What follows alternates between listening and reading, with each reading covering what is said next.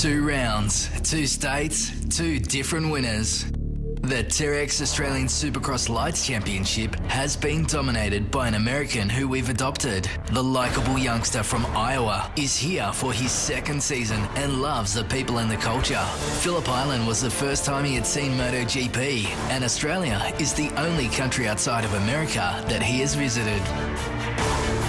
Riding for the Carlton Dry Honda team, Gavin Faith hopes to continue his success, but knows all too well in a 4-round championship you cannot leave anything to chance. I just went out there to ride my own race and just charged to the front, and that's what I did, and it worked out. Tonight, riders will compete on a track that emulates what the world's best compete on. Tonight, riders and their machines will be put to the test. The track will separate mere mortals from the metal gods who can tame their 450cc brutish machines. Please welcome your compares, Lee Hogan and Cam Williams, and trackside host, the infamous Jerry Bernardo. Hello and welcome to round 3 of the Terex Australian Supercross Championships. We're at Toowoomba Showgrounds, and what a facility it is. Unbelievable. The rain has held off and we're ready for action. I'm Lee Hogan, calling the action with me, Cam Williams. How is it? We thought we were going to get rain, but it has held off. It looks amazing here. The great gods of the weather have been on our side, haven't they, Lee? We've just hung on, and this big American-style Supercross track looks great. Lee, you've raced in America, you understand this. What are your thoughts on this track? It looks fantastic. It looks great. It's big set of whoops, a lot of technical jumps. Speaking to Chad Reed before, he is pumped. Feels a lot like back over in the United States, and we're ready to get into it. There is so many championships still up for grabs. We're only halfway through, 3 championships up for grabs. Anything can happen. We know it's a sport of luck, don't we? Some guys have good luck, they have bad luck. Big open tracks like this, long 20-minute motos, mistakes can and probably will happen. Well, we got the best seat in the house. Cannot wait to call the action for you. We'll be right back.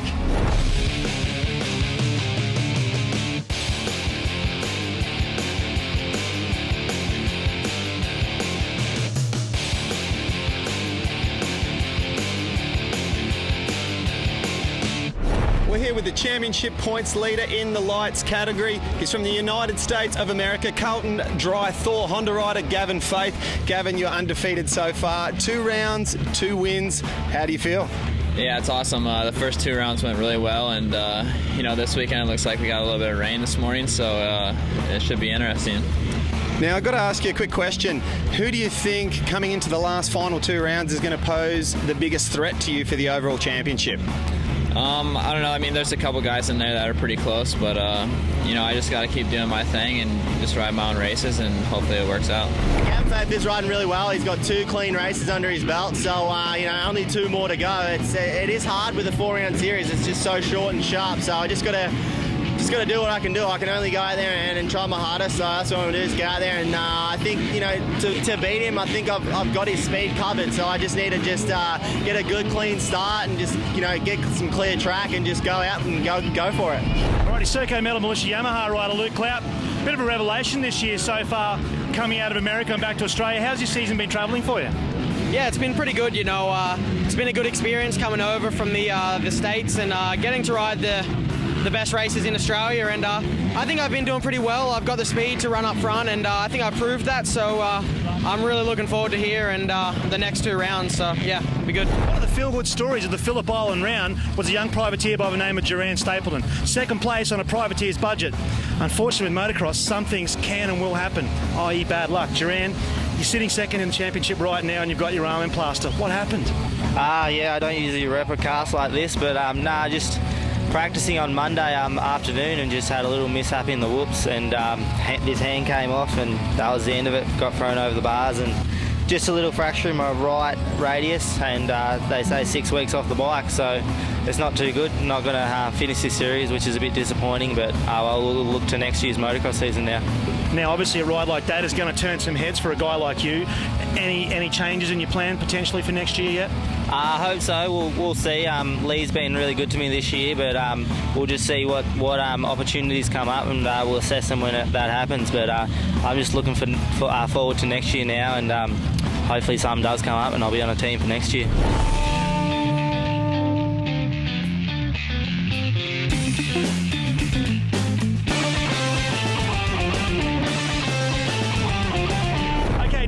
Perry Morrison, the General Manager of Suzuki Australia. Perry, Phillip Island, phenomenal event for Supercross. Yeah, it was a fantastic effort on everyone's behalf. I thought it was great to have Supercross and our Supercross Championship involved with MotoGP and also our support Superbike category of racing all in one venue on one weekend was a remarkable achievement.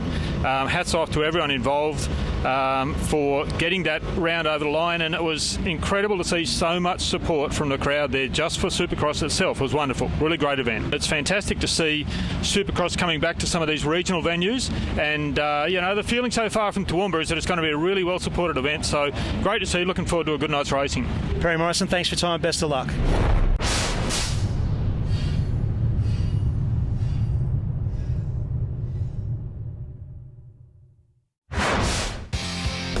Candy fastest qualifier in Terex Pro Lights.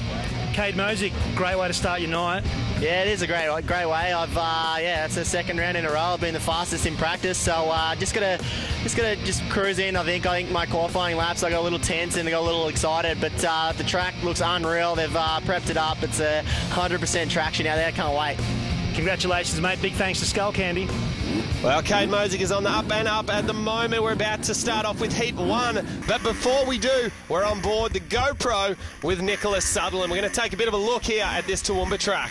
On board with the 151 privateer out of Moree. Out of this section here, nice little rhythm into another section, so there's plenty of lanes here, isn't there, Lee? There's lots of choices, working their way back to this big monster pit area that we've got set up for our mechanics, and good rhythm through there for Sutherland. Wow, the track is prime time at the moment. There's a lot of traction, a couple of little slick spots down from a bit of water on the track, but this was filmed earlier on in the day. When we come out of this hot lap, you're about to see rain, and rain aplenty. A left hand here and up and over the big triple. Let's see if Nicholas gets up and over it. No problem whatsoever. We're in an on-off section here, which is going to take us straight into a very deep sand section. It's going to sort the boys out. However, in the wet conditions we're about to see, there's still a bit of traction there. Now we're in a rhythm section here where we can get triple on the big bikes. A little bit more difficult for these lights bikes to get that sorted across the whoops. Now Cam, there's a big set of whoops this week. Yeah, they're a big set of whoops, and they will be testing, and as you said, it's raining cats and dogs out there right now as you watch Nick Sutherland up and over the finish line jump, and that is the GoPro lap for the Terex Pro Lights. Down to the start line very soon, Lee, and oh man, I'm glad I'm not a rider or a mechanic tonight in these conditions. Gavin Faith from Ryan Marmont, Luke Clout, Kurt Waterman, Boyd Hocking, Taylor Potter, Casey Turner, Ryan Zipes, David Mellish, Errol Willis, of course, and Sam Lickefit down there on the last of the TMs. Well, a very loyal crowd here have stuck it out even though the rain is pouring. It's dropping out of the sky and saturating the track as we speak. We're about to see Heat 1 of the Pro Lights. Some of the best 254-stroke riders, and also, legally, they're allowed to ride the 252-strokes, which once upon a time was seen to be an open-class motorcycle. Gavin Faith there, we see number 2 on the Honda. He is our current championship points leader. Ryan Marmont right next to him. Errol Willis, Luke Clout, the list goes on. Lofting of the front wheel from Errol Willis out of the gate, but Ryan Marmont up the inside, and Gavin Faith also tackling that first turn very well. Great jump for Ryan Marmont. We know he's a fantastic starter. Now he's just got to get on with the job. He's got Errol Willis and Gavin Faith. Faith will work his way to the inside. No love lost between Gavin Faith and Errol Willis. A little bit of a coming together for those guys in one of the heats at Phillip Island. So a little bit of friction there at the moment, but Gavin Faith, he's done what he needs to do. He wants to get out in front. Nice clear vision here. Well, there goes a clear vision from Errol Willis. As soon as I said it, that one was gone, but Gavin Faith, he's the man in front with the clear vision from Ryan Marmont. Errol Willis sits back in third place. So one of the best performances we've seen from Errol Willis so far this Terex Supercross season. Well, he's been a little bit frustrated trying to find form in the first 2 rounds that he just couldn't find. And instead of trying to work his way through it, he tried to, just like anyone that's got a bit of get up and go about him, tried to force his way through it, and it didn't quite work. So he took a step back. He stayed off the motorcycle every single day, trying to enjoy his time on the bike a little bit more, and it seems to be working for him. We know he can ride the mud exceptionally well, but another person that can ride the mud very well, as we're seeing plain as day at the moment, is Gavin Faith. He's from the United States of America, and he really enjoys the wet conditions. Let's take a little bit of a look here at the GoPro footage of Errol Willis as a couple of riders come across. Not too bad. You can see a little bit of daylight, but watch these guys tip it into the first turn. A nice little inside line for Errol Willis there.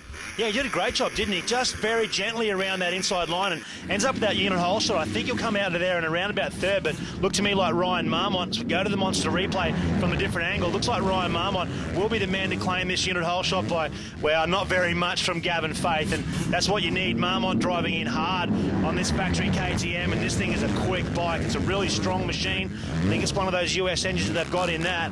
Great replay there from Monster. Back to the live action right now, and oh, it's cats and dogs time out here at Toowoomba. Gavin Faith up and over the triple, isn't it? It's pouring rain at the moment. And just something I wanted to mention there, Cam, as we see Marmont sneak around the outside rider completely sideways there, nearly going down, but he's on a charge. Let's try to pick up who that is. Luke Cloud. That is a kid that knows how to go fast. He has just been setting the world on fire with his lap time speed. Just trying to keep it just that little bit more consistent over the full 15-lap main events over the last couple of rounds, but he's getting better and better all the time, and he knows how to go fast, completely sideways up the takeoff ramp. Doggy would have had visions of that Serco Yamaha completely sideways. Now, Cam, I was just about to say, for some of these younger riders out there, it's important to try to remember when you've got yourself a U-turn out of that first turn. The first turn, you're coming back on yourself. If you can get up the inside, especially in these muddy conditions, a lot of the time the leaders will push themselves that little bit wider. You can sometimes come out quite good.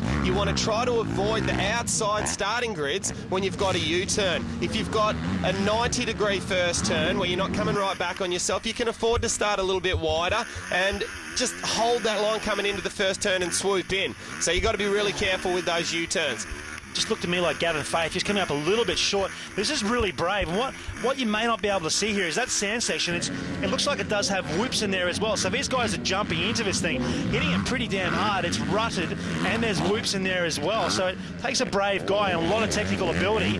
Wow, look at that wide shot, that rain coming down. As I was saying, a technical ability to get through that, jump into it, carry momentum into that next rhythm section. We really need to appreciate just how fast Gavin Faith went across those whoops there. In these muddy, slippery conditions, he just went across as fast, if not faster, than most people did in time qualifying earlier on. It just goes to show how proficient he is through the whoops. Yeah, he's a fantastic athlete, isn't he, Gavin Faith? The man running the red plate for the Carlton Dry Honda squad. For those of you at home, not quite sure what that means. The red plate on the front of his bike signifies the series leader, and Gavin Faith, well, he's gone 2 from 2 so far. We saw him here last year, just a little bit inconsistent. This year, that consistency, Lee, it's come on in leaps and bounds, hasn't it? Well, he's almost looked unstoppable. He's got the first 2 rounds under his belt, and really the only rider that's sort of shown the kind of speed to match him and any kind of threat to take a race win off him in a main event was Cade Mosick. So we'll have to wait and see what Mosick's got for the last 2 rounds, obviously here tonight and then Newcastle. But a lot of his competitors will be thinking tonight, this is the great equaliser mud. It brings the gap between first place and last a lot closer together, and it gives riders that normally wouldn't even believe they have half a chance of getting up on the podium, all of a sudden they start thinking, you know what, tonight is my night, let's give this a good go. Tough sport, motocross, isn't it? And a sport where it requires a lot of self-belief, no self-doubt, and you see it sometimes of these guys. They're talented athletes, super strong, super fit. They just get that little bit of self-doubt, I should say, and things just don't work out for them, you know. You've got to be super confident. Well, in the muddy conditions, it's really quite hard. It's very difficult for riders who like to be in control, very smooth, and not make any mistakes. They tend to ride the mud, and they try to keep it too nice and tight. You've got to just deal with the fact the bike's going to be a little bit loose underneath you. You're going to make the odd occasional mistake, and just deal with it. Not panic too much, because that's when you can end up on your head and have a little bit of a crash. And we're seeing at the moment Errol Willis here on the race line, Pirelli Suzuki. He's riding nice and loose. It's quite possibly the best I've seen him ride, even considering it's muddy conditions. So he needs to take this and run with it. He needs to keep building on this and try to work his way into that main event, get another good start, and see if he can get up on that podium. Talking of brave and confidence, Errol Willis hopping that triple. Man, that's very brave, and it's just opened up that gap again to Luke Clout. This kid's a fantastic talent and very, very strong for next year. I believe he's going to sign, if he hasn't signed already, with the Serco Yamaha team. Really looking forward to seeing, Luke Clout gets a bit of commentator's curse there. Really looking forward to seeing him in Australia full-time next year. Well, a little bit of a mistake there for Errol Willis, and like you said, Luke Clout, a bit of a mistake also. Willis just sneaks a little bit of a look off to the right-hand side just to see how close he is. Now, riders are on the last lap now. 1 lap to go for our race leader, Gavin Faith, on the Carlton Drive Thor Honda, and he will take heat 1 in the lights here tonight at Toowoomba in these very muddy and slippery conditions. Errol Willis will gain a massive amount of confidence from this. Likewise will Luke Cloud. He's just got to make his way through about another half a lap here, and these guys will be absolutely stoked going into that main event. Now, we can only hope that the rain subsides, but even if it doesn't, these guys are going to have to get themselves in that right headspace. They have to prepare their bikes, goggles, all kinds of stuff. Once again, Errol Willis up and over the big triple, no problem whatsoever, but it is all about this man at the moment. Carlton Drive Thor Honda rider Gavin Faith, number 2. Like you said, Cam Williams, he's got the red background, signifying that he is our championship points leader at the moment, putting a lap rider down, up and over the finish line, and a sensational victory there for our championship points leader. Errol Willis will come through to take a very solid second placing. All right, I have to go to his vision here, Lee. Get a look at that. There's no transponder. You can hear the guy say that, so he has no transponder on his bike, and I would say at this point in time, they're going to disqualify Gavin Faith from the first heat. He has no transponder. What that actually does is it allows the timing guys to pick up the time and tell who's where on the track. It's compulsory for this. Big blunder by his mechanics here. So, by the looks of it, there wasn't even a cradle on that machine for the transponder. So, Gavin Faith, he'll be working his way back to the pitch and trying to work out what this happens is. But essentially at this point in time, I would say they'll disqualify Gavin Faith from this heat and they'll push him into the LCQ. Well, very controversial stuff there, but rules are rules. If you don't have a transponder on, you're going to have to go out. You need to log those laps down. Otherwise, they can't prove he was actually out there. We know he was, but as far as the lap scorers go, they don't know 100% for sure. So, very interesting stuff, and we've still got the GoPro footage going on here. Now, an incident like this can make you not go one way or the other. It could still be up and up. You could go and lead every single lap of the LCQ, go and do likewise in the main event, or that can get up in your head a little bit and throw you a bit of a curveball. Be interesting to see how he tackles it. There is results on that one, so at the very bottom you see the DSQ for Gavin Faith. He gets rubbed out and pushed into the LCQ. Errol Willis from Clout, Marmont, Turner, Potter, Hocking, Mellish, Leckerfit and Waterman, those guys all straight into the main. Happy days for that one. The rest of them, all LCQ time, Lee.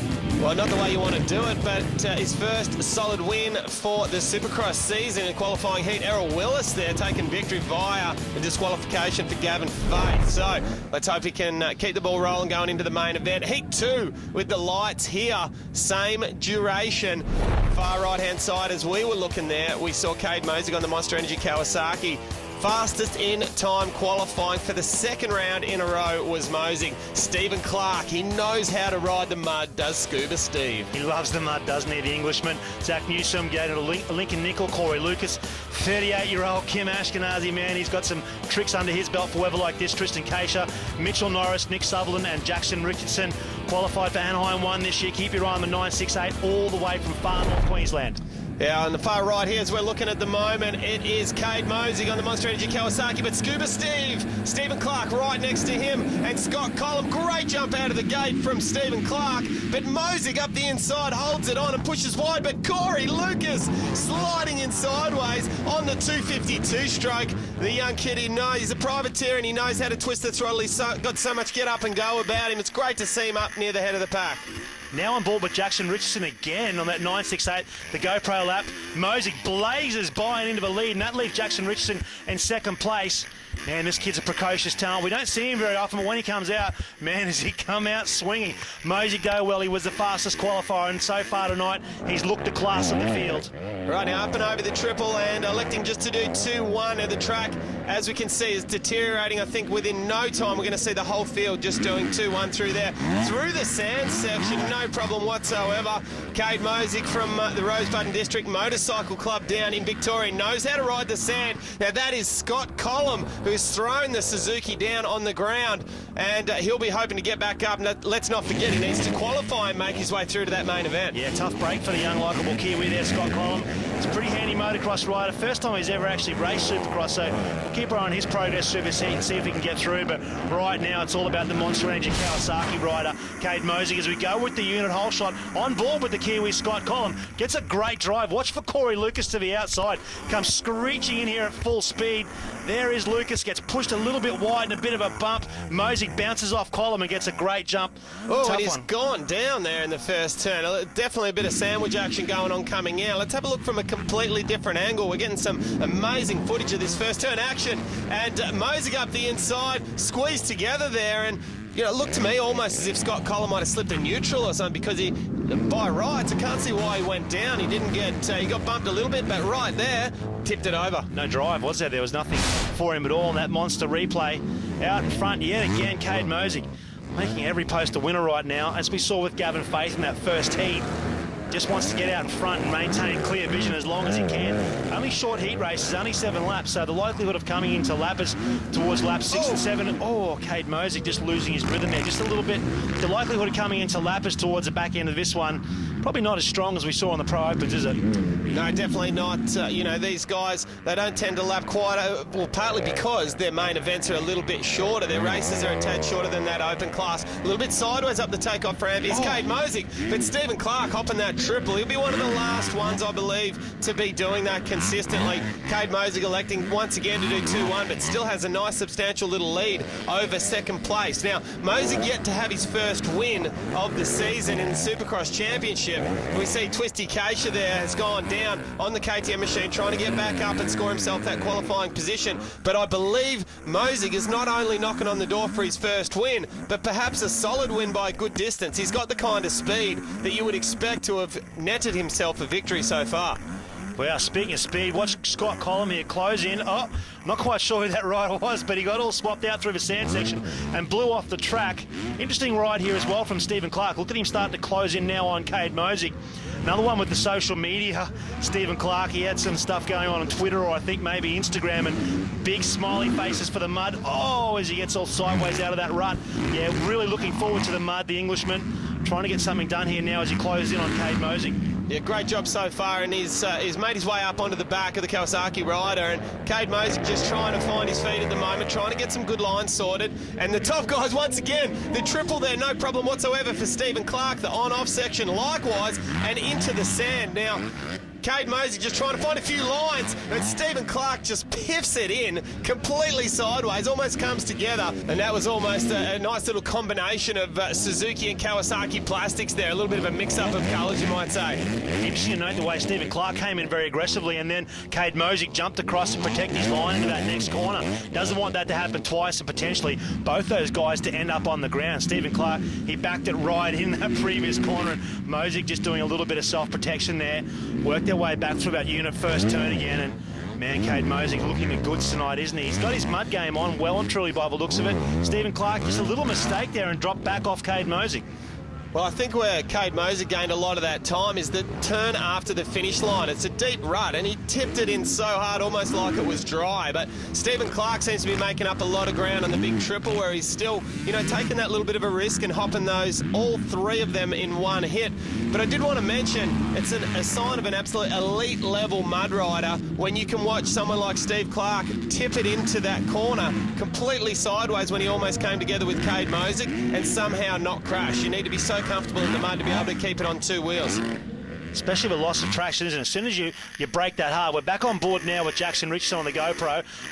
Into this little rhythm section here. That's the triple we can see there, actually, with Richardson through this on-off and then blazing into the sand section here, and he jumps in deep and hard. Sitting in 3rd place currently, Jackson Richardson, and working his way through this little rhythm section there to the left, and interesting trying the inside line, maybe searching for a little bit of dry ground. He's a great rider, Jackson Richardson. One thing I need to make mention, when I think of him, I think over the years, for years and years now, he always has a motorcycle that is off its head, so ridiculously fast. He always has an engine that just has the kind of parts in it that either his dad or whatever's got from the USA or Europe or somewhere or another. That's what we like to call unobtainium. Yeah, they do a lot of work with an engine builder out of the US, and Jackson and his dad actually stay over there. I'm not quite sure the guy's name, but I know the business is called X-Pro, and every time that kid comes to a race, we know he's going to front up with a super quick bike. Having said that, the kid can hang on to that bike and he can ride it. As I said a little bit earlier, qualifying for Anaheim 1, which is the very first round of the AMA Supercross Series on a regular basis. So you watch Cade Mosey turn sideways, and off the track goes Cade Mosey,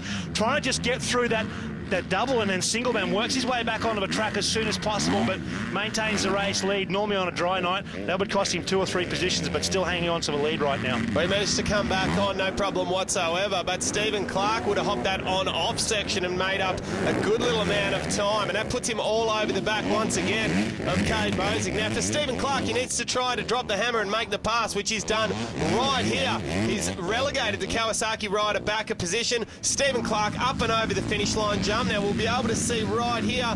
Yes, he was. Cade Mosig was able to jump that jump. Also, clearing his vision is Stephen Clark, and let's see what Mosig's got. Will he be able to make his way back in front of the Suzuki rider?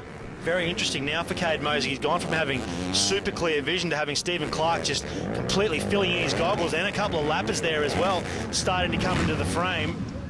It's going to be a tough one now. I think it's Levi Addison, I should say, potentially they put a lap on. Mosig again looking to the inside of Stephen Clark here and just showing him a wheel, and wouldn't say impolite, but just definitely letting him know that he's not going anywhere in a hurry. Well, if there's one thing that Mosig's definitely got in spades, it is that little bit of get up and go that you need to be able to perform at a very aggressive level. Now, whether that's charging out at the head of the pack or rebounding with some massive force when someone comes past you and letting them know, hey, you might have got past me, but it's not going to be easy, and I'm going to show you a front wheel or that front fender in the very next turn, and that's what these champions need. He's a seriously determined kid, Cade Mosig. Every time you see him come off the track, if he hasn't won, you cannot get near him for 10 minutes. He gets that angry with himself. Right now, though, the man will be very, very happy is Stephen Clark. Around about a lap and a half, or I should say now he'll get the last lap board as he gets up and over. Unable to jump that finish line double now, Stephen Clark. Last lap board just being shown. Wow, and it's still bucketing down here in Toowoomba, isn't it, Lee?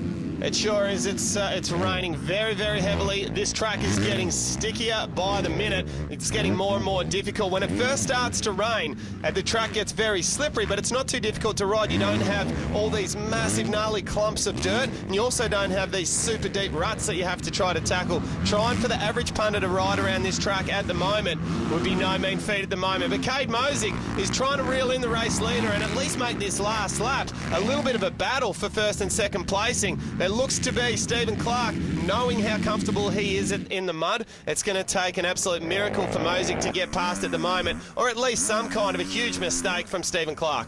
Oh, Scott Collum off the side of a track. Wow, he's done exceptionally well there, hasn't he? Has a quick look back around to make sure he's not going to come in the track and clash with anyone.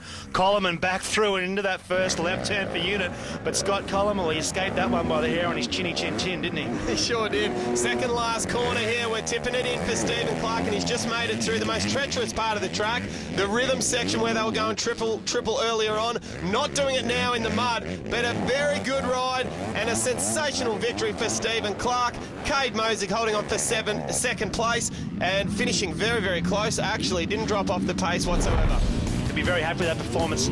Stephen Clark gets the win from Mosig. Richardson third, Kim Ashkenazi in fourth, Mitchell Norris, Corey Lucas, Lincoln Nickel, Nick Sutherland, Scott Collum just made it into that last qualifying position. Zach Newsom in the top 10 there, and Ashkenazi with a fourth place. The guy knows how to ride mud, I can vouch for that, and he's very comfortable out here in these conditions. But Stephen Clark taking an unbelievable victory on the factory Suzuki machine. Cade Mosig also doing well, but Gavin Faith in that first qualifying heat after being disqualified. They're the guys to keep an eye on. We're about to go off for a break now. Stick around, don't go anywhere, we'll be right back.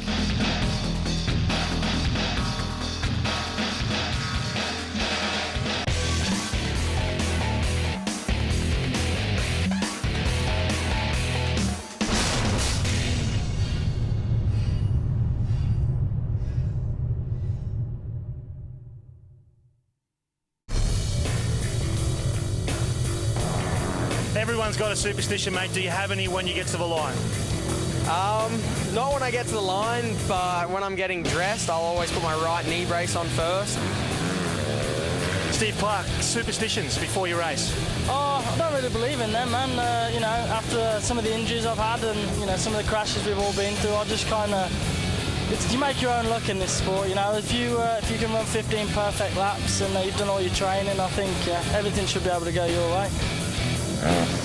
So superstitions, every motocross rider is a little bit superstitious, but I've just got a little salute that I do to a couple of buddies that I've lost up there, and I know they're watching over me, so I just give them a little salute in the start line just to keep me safe out there.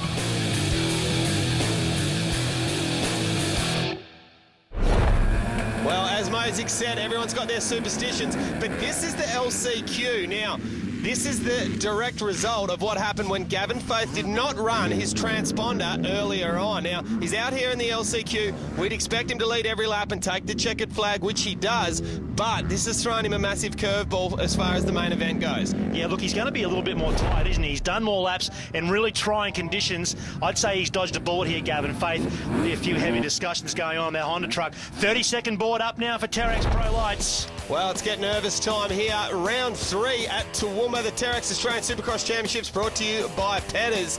15 laps, these guys are going to have to string together all kinds of good stuff. They've got to get a good start, tackle that first turn, keep it on 2 wheels, stay out of trouble. It's so much to be done. And make no mistakes, and probably the gnarliest conditions they're going to ride in. And it's going to be the longest 15 laps for a lot of these guys have seen in quite some time. Cade Mosig in there, Kim Ashkenazi, keep your eye on Kim Ashkenazi, Nick Sutherland, Errol Willis, a heat winner, Jackson Richardson also along with Sam Leckerfett. Oh, this is going to be an interesting one, Lee. Now, Errol Willis is lined up on the far left-hand side of the start grid on the race line. Pirelli Suzuki, that's a great place to start. Stephen Clark next to him. Just to the right of him is Cade Mosig. Also Ryan Marmon. But Mosig on a Monster Energy Kawasaki sticks that inside rut. How did he stick that rut and not drift wide? That was a great little start there from Mosig. Good start also for Ryan Marmon. Corey Lucas now sits in second place. We spoke about him in the heat race, the lone 252 stroke out here. Man, that thing will be a wild machine in these conditions, but Lucas, he's got a good hold of it at this point in time. Mosig, Marmon, Lucas, and oh, it's a crapshoot. There's Gavin Faith. He's a long way back in this one, so Faith with a little bit of work to do early if he wants to work his way up. Jackson Richardson further back along with Luke Cloud. I think he's got a substantial amount of work to do. Sorry, there we see Errol Willis. He is so far back, and another mistake almost sees him off the side of the track. So he's gone from winning the qualifying heat to last position here in lap 1 of the main event. But Cade Mosig, he's got that foam on the top of the helmet. He's had a bit of a look probably at what Chad Reed did in that qualifying heat, and he's come out and done likewise here, but he looks to be riding a lot more comfortable, a lot looser with the upper body, very agile side to side, helps keep those wheels stuck in those ruts. But there's a lot of big guns that we expected to see up with Cade here in the first lap that find themselves a long way back. No. Curious here, Lee, is he pushing the pace? Does he want to get out early, get a good couple of first laps in, open up a 10 or 15-second buffer, and then just ease it off a little bit and bring this one home? Well, it looks to be what he's doing at the moment. Let's have another look at the unit whole shot, and we can see from this backwards view, Mosig just tipping it into the inside. Corey Lucas legs off the machine, but almost a carbon copy of his start earlier on in the qualifying heat. We're on board with Jackson Richardson. Staring backwards out of that start gate there from Jackson Richardson. Interesting viewpoint, isn't it? And there's a bunch started to close in around him. Almost comes to a dead stop there, Richardson. In fact, he does. And hear him just letting that clutch out and giving the bike a big spray. And oh, they're all starting to back up now, and he clears that lot.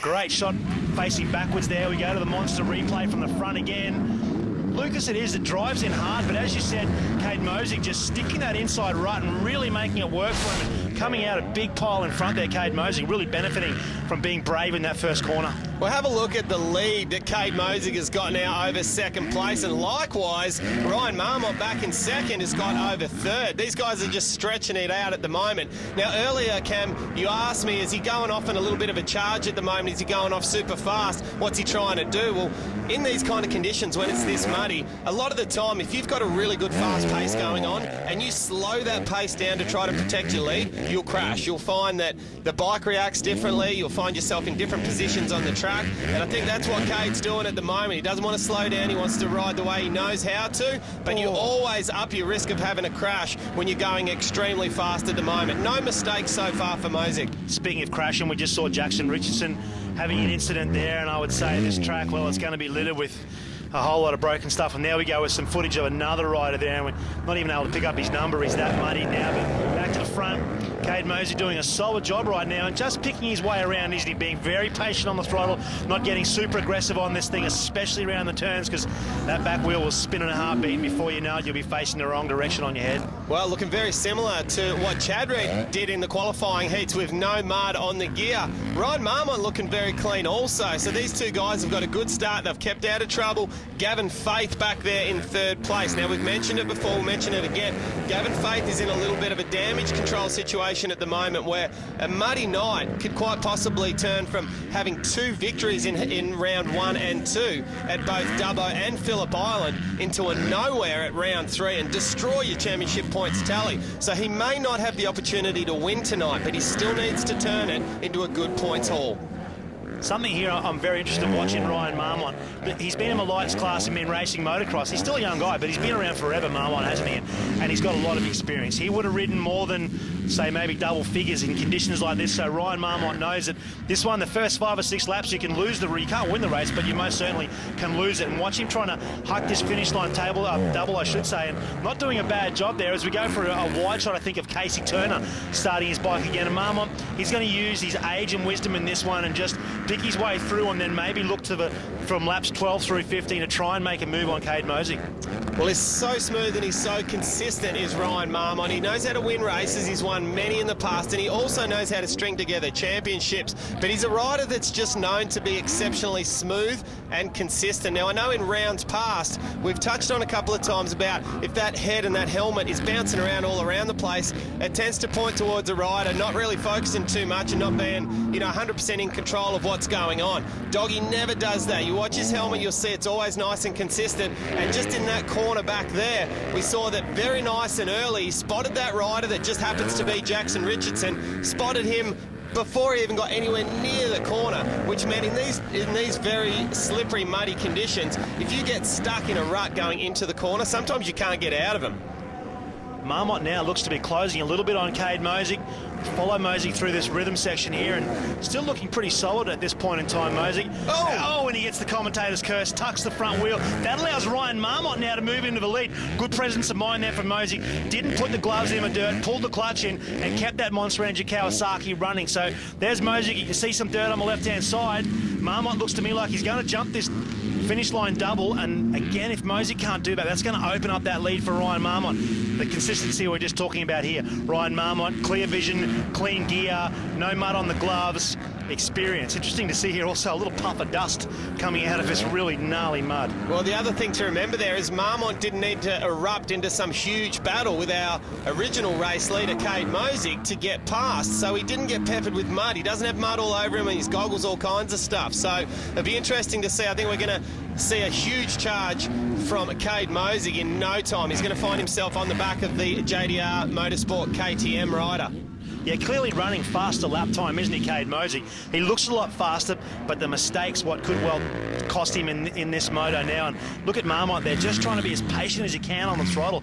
Just for the folks at home as well, we're looking at some of the best motocross and supercross races in the country here and some of the best in the world. And the conditions are that tough right now that these guys are struggling and sliding around and looking like, a bunch of weekend punters. And, oh man, these conditions are just horrible out there. Yes, it's very tricky and very slick, and the further the night goes on, the more difficult the track gets. But this is the business end of the night. They don't take any points away for a qualifying heat win, and that is why the likes of someone, say, Errol Willis, as we see Mosey coming up onto the back of Ryan Marmont as we speak. Errol Willis, who came out, got maximum points in the qualifying heat, but he will not take very good points out of here. Ryan Marmont whips those goggles off, and that's going to play a very huge factor coming up across lap riders. Yeah, look, we're only just a little bit over a third of the way through this race, so gets caught on a hay bale there. That one's been dragged out on the track. Both he and Mosey get caught up on that hay bale as they work their way through the corner. Even got a little bit of hay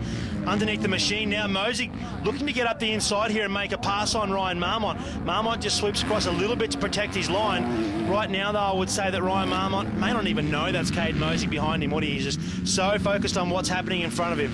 Yeah, look, I think he'd have a little bit of an idea if that was a lapped rider that he'd put down about a half a lap ago and all of a sudden he's still on the back of Ryan Marmont. I think he'd be a little bit upset at that lapped rider. I think he knows he's in a battle at the moment and he's about to come up right next to him, and let's see if both of these riders, yes, this is one of the telltale parts of the track that can really play a difference as far as your lap times go. If you get on and off that, and Mosey up the inside and makes a pass right next to the KTM rider. Oh, and off the side of the track and goes down.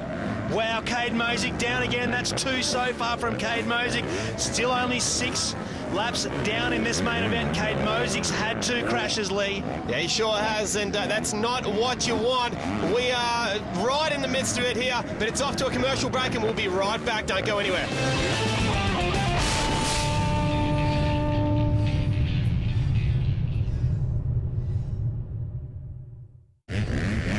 back to the Toowoomba Showgrounds. We're here for round 3 of the Terex Australian Supercross Championships, and this, of course, is lights coverage, the main event, and the battle continues as Cade Mosig leaps over the top of Ryan Marmont. We are 10 laps in, just 5 laps to go here to see who will take maximum points tonight. Look at Ryan Marmont there. That's brave, isn't it? As soon as Mosig down that start straight, Marmont turns his head away, so he's got blocked vision, doesn't want to get any mud in the eyes from Cade Mosig. Oh, just a little bit of a mistake there from Marmont. Getting around that corner, things are getting very, very greasy out there right now.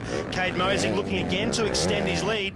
Ryan Marmont just picking his way through this, just trying to be as patient as he can and maybe hoping for another mistake from Cade Mosig, who definitely is carrying more lap speed right now, isn't he, Lee? Well, he sure is, but, you know, who knows what's going on inside Mosig's head at the moment. He's gone down a couple of times, but he would know without a doubt he is far and above, by far the fastest rider on the track at the moment. What do I do? I've got the lead now. I've had 2 crashes and still find myself back in the lead again. Do I slow it down a little bit and consolidate some of this speed and, you know, just try to bank a win here and then possibly risk, when you slow your pace down, you sometimes find yourself in different parts of the track and with not quite as much momentum? Or do we go, hey, I'm going to try to keep this same pace, let's try to concentrate a bit more and keep it on 2 wheels?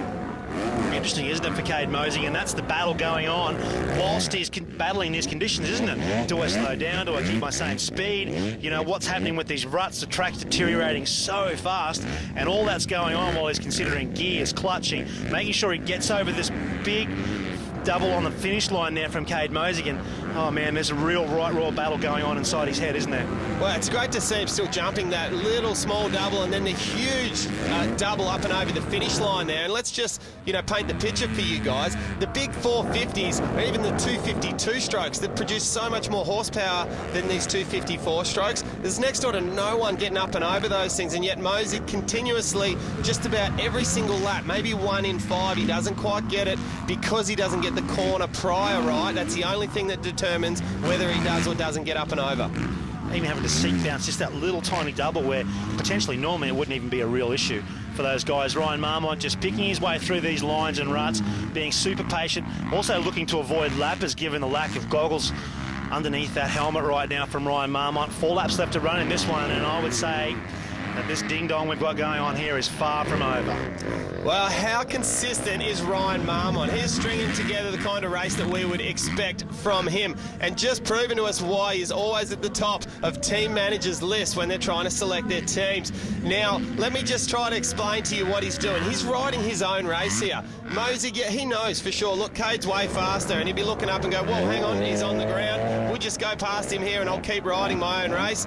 Cade Mosig comes past, drops him again. It's happened 2 or 3 times now.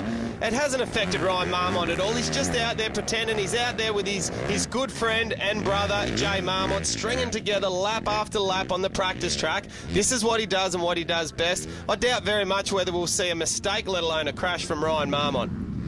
So consistent, isn't he? And opts not to jump that one again. That's going to open up that lead again for Cade Mosig. Marmont just working his way through that big, deep rut. Back towards that unit, first corner again, and Marmont ever consistent. Look at the focus there in his eyes, Ryan Marmont. Not to mention the cardiovascular system right now for Ryan Marmont. That would be working overtime. His heart rate would be super high. The lactic acid will be doing laps of his arms and legs, won't it?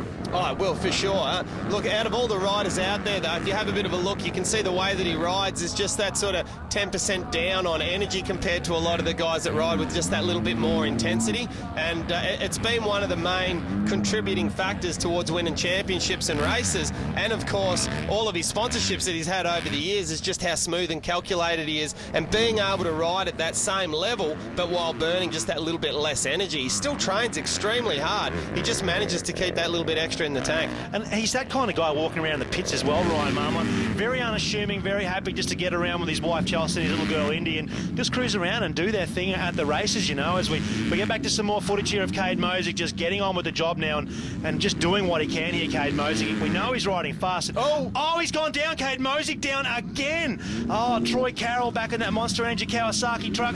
He will be having cats and dogs right now, Troy Carroll.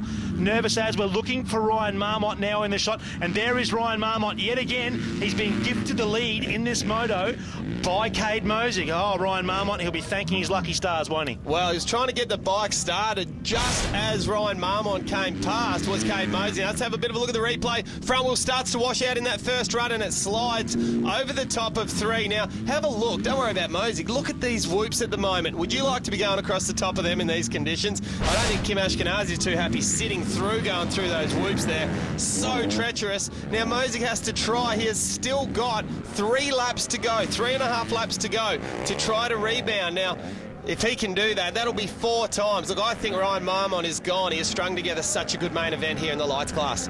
Yeah, Mosey unable to jump that double on the finish line again, isn't he? And that's where he was making up his time. Ryan Marmont, again, as you said, still riding his own race, running the same lines we've seen him run for the greater majority of the night, picking the insides, taking the shortest possible route, given that there's no speed advantage and time advantage to work these outside lines, and just picking away, being patient. Now what's going on under Ryan Marmont's helmet?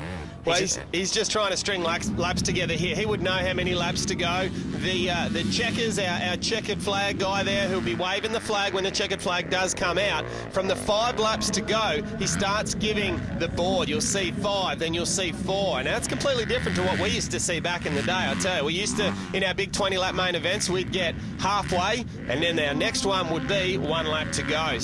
But in defence, everyone was running pit boards back then, so we were getting all kinds of information directly straight from our mechanics. Pit boards, as we said earlier in our broadcast, they're banned from this one for occupational health and safety reasons, not allowed in the Supercross track. So where you would get information, or maybe just a little message from your mechanic to tell you the gaps, or settle down, pick your lines, do. But these guys, they're on their own out there right now, aren't they? They just have to work on this stuff, and there's probably stuff they do on the practice track during the week anyway. Well, absolutely. I wonder how long it's going to be until we get in-ears to be able to listen to. I don't really think I'll be wanting to listen to my team manager and mechanic, especially if he's yelling some kind of abuse. I reckon we keep that away. Yeah, they get a bit heated, don't they, with team mechanics? No in-ears obviously allowed in motocross, so these guys, the only communication they've always had has been a pit board, and outside of that, it's just them on their own. It's unlike the V8 Supercars or Formula 1, where we regularly hear the engineers communicate with their riders.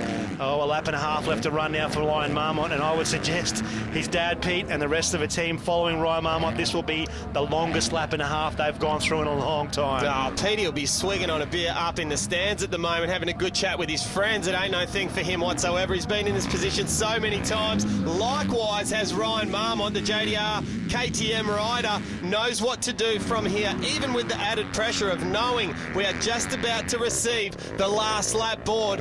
Well, it's not proving any problem for him whatsoever. The yellow flag is out. All he needs to do is make his way around our lapped riders. But I just saw in the background there, Cade Mosig. He has made a massive amount of time up in this last lap. Yeah, he was sweeping into that last turn and just riding with that almost patented aggressive Mosig style right now, isn't it? He won't back down, Cade Mosig. He'll be bitterly disappointed so far, but he will do his best to close in again on Ryan Marmont and try and retake the lead for the 4th and final time. Ryan Marmont now working his way down along this long route section, and the worst conditions have got, well, the longer the section's got there, and I think he's just about to put a lap on our 5th place man right now, Kim Ashkenazi.